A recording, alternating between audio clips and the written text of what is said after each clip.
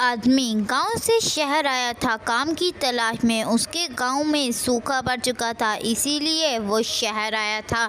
اس کو کوئی کام نہیں مل رہا تھا۔ اس نے اپنے پیسوں سے ایک رکشہ خرید لیا۔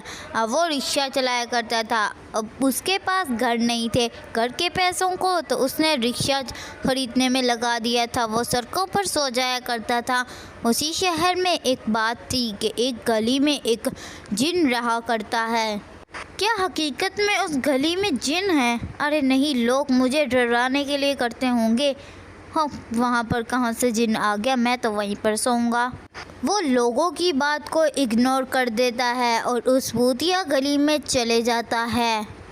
لوگ مجھے ڈرانے کے لیے کر رہے تھے، اس گلی میں کوئی جن ون نہیں ہے، اب میں آرام سے سوؤں گا اور مزے اڑاؤں گا۔ جیسے ہی وہ یہ سوچتا ہے تو اسے محسوس ہوتا ہے کہ اس کے پیچھے کوئی ہے۔ وہ یہ چیک کرنے کے لیے اپنی گردن ہلاتا ہے تو وہاں پر حقیقت میں ایک جن تھا۔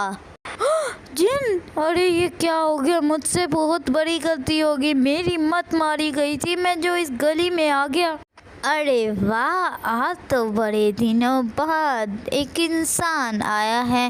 آج تو میں انسان کا گوشت کھاؤں گا، تجھے تو میں تل کر کھاؤں گا۔ آج تو ہیپی پارٹی ہوگی۔ ارے جن، مجھے معاف کر دو، میں گاؤں سے شہر آیا تھا تاکہ میں پیسے کما سکوں، لیکن مجھے گھر نہیں ملا، اسی لیے میں یہاں پر سو گیا۔ میں کیسے مان لوں کہ تم یہ سچ کہہ رہے ہو؟ تم انسان بہت زیادہ دھوکے باز ہوتے ہو اور جھوٹے ہوتے ہو اور ظلم کرتے ہو لوگوں پر۔ میں تمہاری بات نہیں مانوں گا۔ ارے جن بھیا، میں سچ کہہ رہا ہوں، لیکن آپ کو یہ بات کس نے کہہ دی کہ انسان ظلم کرنے والے ہوتے ہیں اور جھوٹے ہوتے ہیں؟ مجھے کسی نے نہیں کہا، بلکہ میں نے اپنی آنکھوں سے دیکھا ہے، کیونکہ ایک مرتبہ میں نے ایک انسان کی مدد کرنے کی کوشش کی، لیکن اس نے تو مجھے اپنے گاؤں سے ہی بھگا دیا۔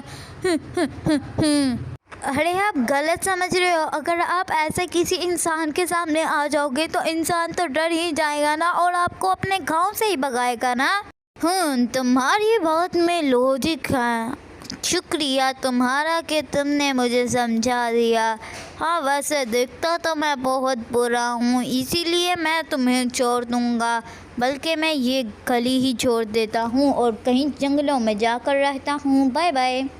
اس طرح اس کی تھوڑی سی عقل مندی سے اس کی جان بچ جاتی ہے اور بھوت کی بھی غلط فہمی دور ہو جاتی ہے۔